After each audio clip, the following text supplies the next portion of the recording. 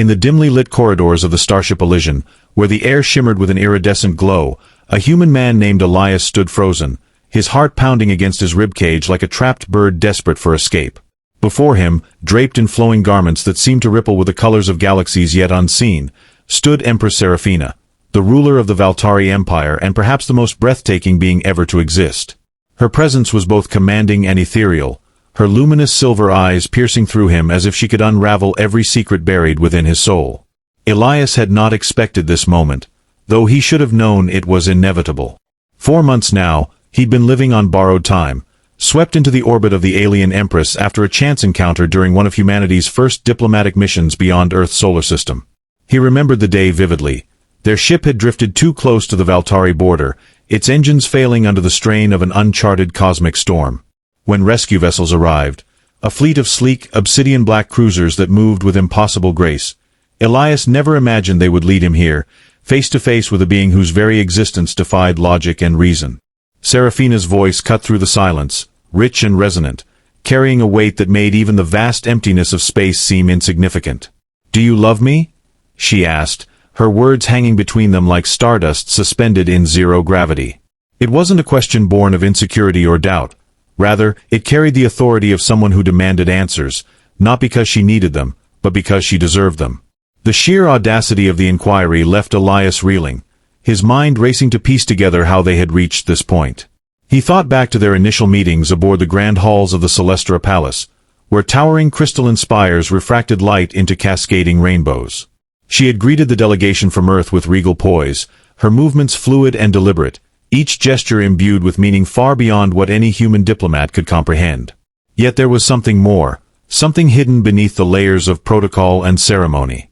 In stolen moments, when no one else was watching, Elias caught glimpses of vulnerability in her gaze, flickers of curiosity mingled with longing. He had dismissed these observations at first, chalking them up to wishful thinking or cultural misunderstanding. But over time, those fleeting expressions grew harder to ignore. Their interactions became increasingly personal, transcending the formalities of interstellar diplomacy. Seraphina sought him out during banquets, engaging him in conversations about art, philosophy, and the mysteries of the universe. She listened intently, her head tilted slightly as though savoring the cadence of his words. And when she spoke, her voice wove stories so vivid they felt almost tangible, painting worlds Elias couldn't begin to fathom. Slowly but surely, he found himself drawn to her, not just by her beauty, which was otherworldly in every sense, but by the depth of her intellect and the quiet intensity of her spirit. Now, standing before her in this private chamber aboard the Elysian, Elias realized how deeply entangled he had become in her orbit. Every glance, every touch, every shared moment had pulled him closer until he was no longer certain where his own desires ended and hers began. And yet, despite all this, he hadn't anticipated the raw emotion behind her question. Love. Could such a word even hold meaning across species, across dimensions? Was it possible for two beings so fundamentally different to bridge the chasm between their worlds? The weight of her gaze bore down on him, heavy and expectant. His throat tightened, his tongue refusing to form the words that might satisfy her. How could he explain what he didn't fully understand himself? That his feelings for her were a tempest of awe, admiration, confusion, and something deeper still, something he feared naming aloud lest it shatter the fragile balance they had built together? Empress Seraphina did not move, nor did her expression change. She simply waited, her presence filling the room until it felt as though the walls themselves might collapse under the pressure of her will. Elias knew then that whatever answer he gave, or failed to give, would alter the course of his life forever. But as he struggled to find his voice, one thing became painfully clear: there was no turning back now. As Elias grappled with the enormity of Seraphina's question, memories flooded his mind. Fragments of moments spent together that illuminated the complexity of their bond. He recalled the night she had taken him to the Apex Observatory, a transparent dome perched atop the highest spire of the Celestra Palace. From there, they gazed upon the swirling nebulae and distant suns, their reflections merging in the glass as they stood shoulder to shoulder. She had pointed out constellations invisible to human eyes, weaving tales of ancient civilizations that once thrived among the stars. Her voice had been soft yet commanding, drawing him into a narrative so vivid it felt as though time itself had paused to listen. That evening, for the first time, Elias saw cracks in her imperial facade. As she spoke of lost worlds and forgotten empires, her usual composure faltered, revealing a woman burdened by the weight of eternity. It was then that he realized her power wasn't merely political. It was existential. The Valtari lived lifetimes incomprehensible to humans, their consciousness stretching across millennia. Yet despite her godlike nature, she carried herself with a vulnerability that suggested even empresses could feel the sting of loneliness. Their connection deepened during subsequent encounters, particularly during the Festival of Luminance, when the palace transformed into a kaleidoscope of living light. Serafina had guided him through chambers where bioluminescent flora pulsed in sync with visitors' emotions, creating symphonies of color that danced across crystalline walls. At one point, she had placed her hand lightly on his arm, directing his attention to a particular bloom that responded uniquely to his presence, shifting from cool blue to warm gold, then settling into a radiant violet that neither of them could explain. The simple touch had sent electric currents through his body, leaving him momentarily breathless.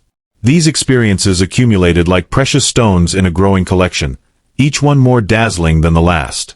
They attended concerts where sound manifested as visible waves, participated in meditation rituals that connected their minds briefly through quantum entanglement, and explored archives containing knowledge spanning countless civilizations. With each shared moment, Elias felt himself becoming part of something greater, a tapestry of experiences that bridged their species' differences while simultaneously highlighting them. Yet it was during quieter times that their connection truly flourished. Late-night conversations in her private study revealed a side of Serafina few ever witnessed. She confessed her fascination with human creativity, particularly their ability to produce art and music that captured fleeting emotions.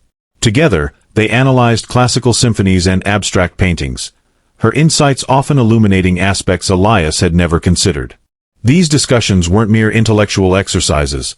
They were intimate exchanges that forged an understanding deeper than language or culture alone could achieve. The physical manifestations of their bond proved equally complex. While cultural protocols strictly governed public interactions, their private moments allowed for careful exploration of tactile communication. A brush of fingers during a holographic demonstration, a lingering touch on the shoulder during a particularly moving performance. Each contact carried significance far beyond its simplicity. Elias learned to read the subtle shifts in her bioluminescent markings, recognizing patterns that indicated amusement, contemplation, or rare moments of uncertainty. Perhaps most telling were the instances when Serafina would pause mid-conversation, her luminous eyes searching his face as if seeking confirmation of something she dared not name. These moments of hesitation, so contrary to her usual decisiveness, suggested depths of feeling she struggled to articulate even to herself. Once, during a particularly intense discussion about interspecies relations, she had abruptly changed the subject, asking instead about his childhood memories of Earth's oceans. The sudden shift had caught him off guard, but as he described the rhythmic crashing of waves and the salty tang of sea air, he noticed her pupils dilating in a way that suggested profound emotional resonance. Through these myriad interactions, a pattern emerged, one of mutual discovery and cautious intimacy. Their relationship defied conventional categorization, existing in a liminal space between friendship, mentorship, and something potentially more profound. The boundaries between them remained carefully maintained, yet each interaction pushed those barriers slightly further, creating a dynamic tension that electrified their encounters. Whether discussing the philosophical implications of quantum consciousness or simply sharing silent appreciation for a particularly stunning sunset viewed from the palace gardens, their connection continued to evolve in ways neither could have predicted. This intricate dance of proximity and distance, revelation and restraint, formed the foundation of their bond. Each shared experience added another layer to their relationship, building a structure both delicate and resilient. As Elias reflected on these moments while standing before her awaiting response, he recognized that their connection had transcended mere attraction or admiration. It had become something singular and unprecedented, a bridge between worlds that challenged everything he thought he understood about love, loyalty, and the nature of relationships themselves. Elias's paralysis stemmed not from ignorance of his feelings, but from the overwhelming awareness of the chasm that separated their realities. Standing before Serafina, he acutely felt the weight of their differences, not merely physical or biological, but temporal and existential. The Valtari measured time in epochs, their lifespan stretching across millennia while human lives flickered like brief candle flames. What did love mean when one partner watched civilizations rise and fall while the other barely witnessed a single generation? His mind raced through the practical implications of such a union. Even if he could articulate his feelings, what future could they possibly share? The Valtari court operated according to protocols and traditions older than human civilization itself. An alliance with a mortal would be unprecedented, potentially destabilizing centuries of established order. Already, he had noticed the subtle disapproval in the eyes of her advisors, the careful distance maintained by courtiers who viewed him as an anomaly, a temporary distraction from their empress's divine solitude. Yet beyond these external challenges lay even more fundamental questions.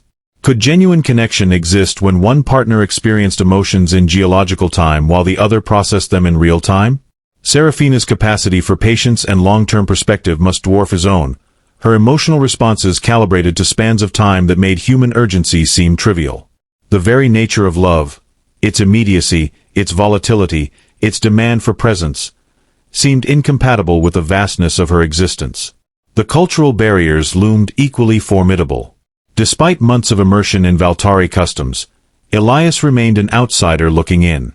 Their social rituals, artistic expressions, and even basic modes of communication often relied on sensory perceptions beyond human capability.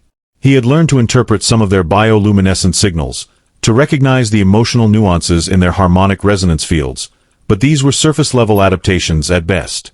True understanding required neural architecture his species simply didn't possess. Most daunting of all was the question of reciprocation.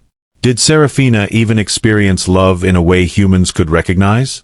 Her species evolved in conditions vastly different from Earth's primates. Their social bonds formed through quantum entanglement rather than chemical attraction, their emotional landscapes shaped by cosmic forces rather than terrestrial constraints. What if her question wasn't about romantic affection at all, but something entirely alien, dressed in human terminology for convenience? These thoughts swirled chaotically in Elias's mind, each one compounding his inability to respond. Every potential answer carried implications that threatened to unravel everything they had built together. To say yes risked presumption, reducing her infinite complexity to a human concept she might not even share. To say no invited rejection, potentially severing their connection forever. Silence, while safer, felt like cowardice, a betrayal of the trust they had painstakingly cultivated. The pressure mounted as he considered the political ramifications. An admission of love could ignite diplomatic tensions, positioning him as either a conqueror of the Empress's affections or a pawn in interstellar politics. Denial might preserve diplomatic neutrality but could be interpreted as insult to Valtari sensibilities. Either way, his response would ripple through both their peoples, potentially altering the course of interstellar relations. Time itself seemed distorted in this moment, each second stretching into infinity while entire thought processes collapsed into instants. The weight of history pressed upon him. Not just his personal history with Serafina, but the collective history of two species standing on the precipice of unprecedented connection. Every fiber of his being screamed for clarity, yet the complexity of their situation rendered simple answers impossible. As these conflicts waged within him, Elias became acutely aware of the paradox at the heart of their relationship. Their bond represented both the pinnacle of interspecies understanding and the embodiment of its impossibility. Each shared moment had brought them closer while simultaneously highlighting their fundamental differences. Their connection existed in a quantum state of possibility, neither fully formed nor completely unrealized, demanding resolution while resisting definition. Standing there, caught between worlds and timelines, Elias understood that his silence was not merely hesitation but a reflection of these irreconcilable truths. The question hung in the air between them, vibrant and alive, demanding an answer that might never exist in any language either of them could speak. Empress Serafina's luminous form seemed to pulse with contained energy, her silver eyes reflecting galaxies of emotion that Elias struggled to interpret. The silence stretched taut between them, vibrating with unspoken possibilities and mounting tension. Around them, the chamber's ambient light shifted subtly, responding to the charged atmosphere as if the very fabric of space acknowledged the gravity of this moment. Tiny motes of light danced in the air, drawn to Serafina's bioluminescent aura, creating a halo effect that made her appear even more otherworldly. Elias's hands trembled slightly at his sides, though he fought to keep his outward composure intact. His human physiology betrayed him. Rapid pulse, shallow breaths, a thin sheen of sweat forming despite the perfectly regulated temperature.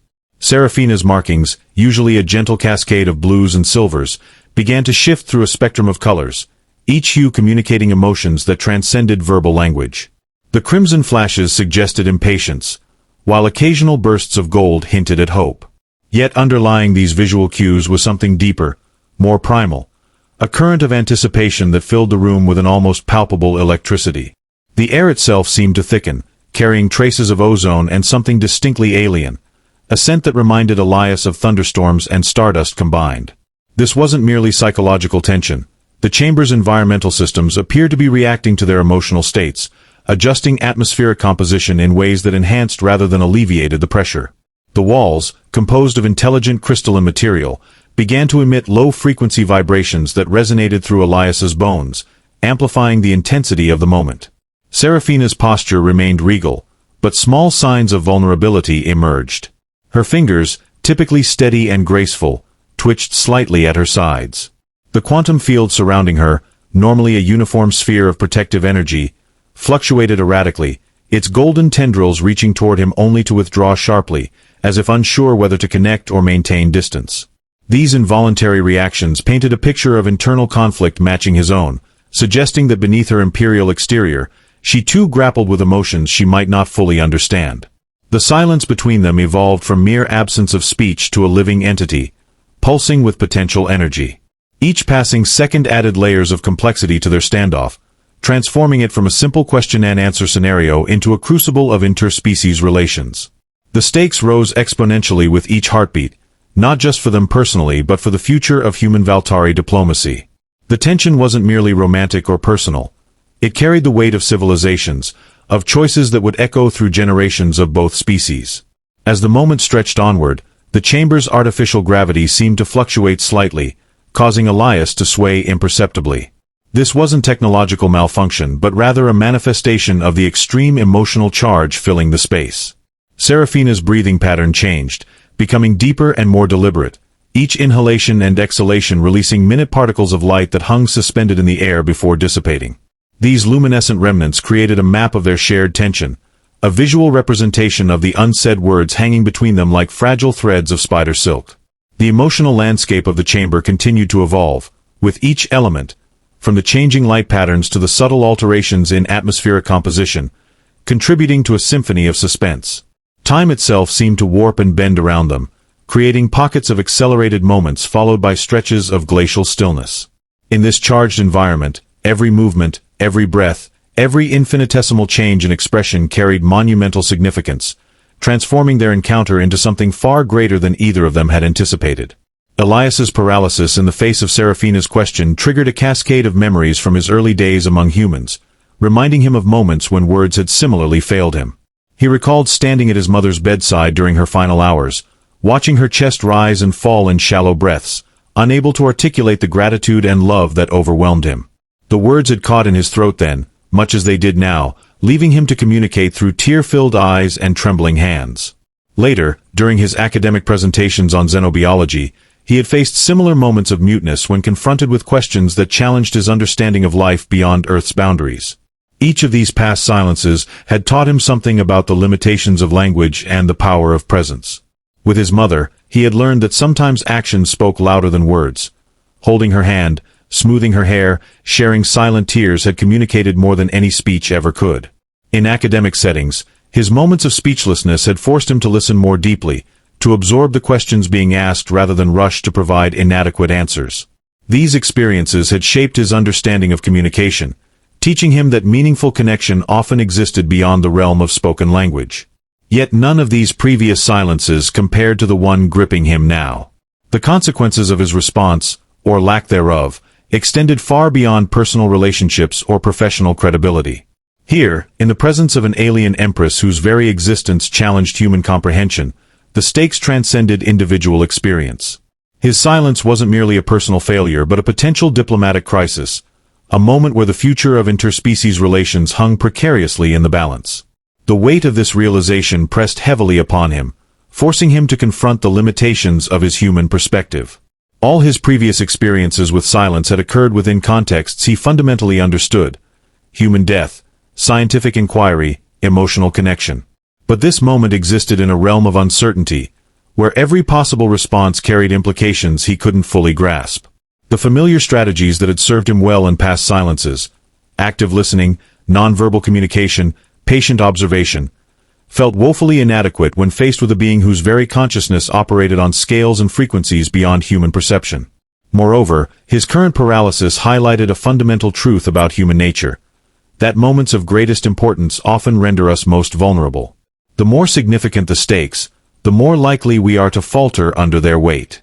This insight, gleaned from years of studying both human behavior and alien cultures, offered little comfort. Instead, it emphasized the precarious position he occupied, suspended between worlds, languages, and ways of being, unable to draw upon any single framework for guidance. As these reflections coursed through his mind, Elias recognized that his silence wasn't merely a failure to respond but a manifestation of everything he had learned about communication and connection. It represented the culmination of all his past experiences with language's limitations, amplified by the unprecedented nature of his current situation. Each heartbeat that passed without words added another layer to this realization, making his silence less a void and more a complex tapestry of understanding, doubt, and potential. In this suspended moment, Elias grasped that true communication often required moving beyond conventional language altogether. His previous silences had taught him to value presence over articulation, to recognize that sometimes the most profound connections occur in the spaces between words. Yet even this understanding felt insufficient when facing an empress whose very existence defied human categories of thought and emotion. The silence between them continued to stretch, each second adding new dimensions to its significance, transforming it from mere hesitation into something far more profound, a threshold between known and unknown, human and alien, possible and impossible. The air between Elias and Serafina seemed to solidify, each molecule charged with the weight of unspoken words and unresolved emotions. Her bioluminescent markings shifted rapidly now, cycling through a complex pattern of colors that suggested a turmoil matching his own internal chaos. The chamber's crystalline walls responded in kind, their refractive properties warping and bending the ambient light into increasingly intricate patterns, as if the very structure of the room sought to mirror their escalating tension. Serafina took a step forward, her movements fluid yet deliberate, closing the distance between them with an elegance that belied the storm brewing within. Her hand rose slightly, hovering in the space between them, neither advancing nor retreating. This simple gesture carried the weight of galaxies, a tentative bridge across the chasm of their differences. Elias felt his breath catch, his human instincts screaming for action while his rational mind cautioned restraint. The quantum field surrounding her pulsed erratically, its golden tendrils reaching out to brush against his skin, sending shivers through his nervous system that transcended mere physical sensation. Around them, the chamber's environmental systems continued their sympathetic response, adjusting atmospheric composition in subtle ways that heightened their awareness of each other's presence. The scent of ozone intensified, mixing with something indescribably alien yet strangely familiar, a fragrance that seemed to bypass his olfactory receptors and speak directly to some primal part of his consciousness. His human senses struggled to process the information flooding his system, each nerve ending firing in patterns that defied normal neurological activity. The silence between them evolved from oppressive to something almost sacred, a vacuum filled with possibilities rather than absence. Each second stretched and compressed simultaneously, creating pockets of accelerated awareness followed by moments of glacial stillness. Elias became hyper-aware of every detail. The way Serafina's luminous eyes seemed to contain entire universes, the subtle shifts in her posture that spoke volumes about her internal state, the way her very presence seemed to bend the laws of physics around her. His paralysis transformed from mere hesitation into something more profound, a recognition that whatever response he offered would irrevocably alter not just their personal dynamic but potentially the course of interspecies relations. The weight of this realization pressed against his chest, making each breath a conscious effort. His human limitations felt more pronounced than ever, every instinct screaming at him to act while every ounce of acquired wisdom urged caution. Serafina's expression shifted imperceptibly, her features rearranging in ways that suggested she was processing multiple streams of information simultaneously. Her species' neural architecture, capable of quantum-level cognition, allowed her to experience and analyze situations in ways that remained fundamentally inaccessible to human understanding. Yet despite this vast difference in cognitive capability, there was something profoundly human in the way her gaze searched his face, seeking answers that transcended mere words. The tension in the room reached a crescendo, every element, from the dancing motes of light to the fluctuating gravity fields, contributing to a symphony of suspense that defied conventional understanding. Elias felt himself teetering on the edge of comprehension, his human mind struggling to integrate the overwhelming influx of sensory data with the emotional complexity of the moment. Each heartbeat seemed to resonate through the chamber, creating ripples in the very fabric of space-time around them. As they stood suspended in this charged moment, the distinction between their separate existences began to blur. The boundaries between human and alien, between known and unknown, started to dissolve into something new and unprecedented. Their connection transcended mere physical proximity, existing in a quantum state of possibility where every potential outcome coexisted simultaneously. The chamber itself seemed to acknowledge this transformation, its crystalline walls emitting a soft hum that resonated at frequencies both audible and subliminal, creating a harmonious vibration that enveloped them completely. In this suspended state of infinite possibility, Elias understood that their encounter had evolved beyond a simple question of love into something far more profound. A nexus point where two species, two ways of being, and two fundamentally different perspectives on existence converged. The silence between them had transformed from mere absence of speech into a living entity, pulsing with potential energy and pregnant with meaning that transcended any single word or phrase. Their moment of decision had arrived, yet rather than resolving their tension, it expanded it into something vast and unknowable, stretching beyond the confines of their immediate reality and into the very fabric of their respective futures. Elias finally opened his mouth, his voice barely a whisper, trembling with the weight of galaxies. He began, but the word hung in the air, incomplete, as if even the universe itself was holding its breath. Seraphina's luminous eyes softened, her bioluminescent markings shifting to a gentle azure, signaling something Elias couldn't yet comprehend. The chamber's ambient light dimmed slightly, as though the walls themselves were leaning in to hear what would come next. Time seemed to fracture, each second stretching into infinity, and Elias realized that whatever he said, or didn't say, would ripple across stars, altering destinies neither of them could foresee. Her hand, still hovering between them, twitched ever so slightly, a silent plea or perhaps an unspoken acceptance of the chasm between their worlds. He swallowed hard, feeling the gravity of her gaze pinning him to the spot, rooting him in this impossible moment where human and alien collided. And then, just as the silence threatened to consume them entirely, a faint hum filled the chamber, a sound neither of them had made, yet one they both felt resonating deep within their cores. It was ancient, primal, and somehow alive, as if the cosmos itself had intervened to bridge the gap between them. Elias looked at Seraphina, her expression unreadable, yet brimming with emotion, and he knew that whatever came next would be beyond words.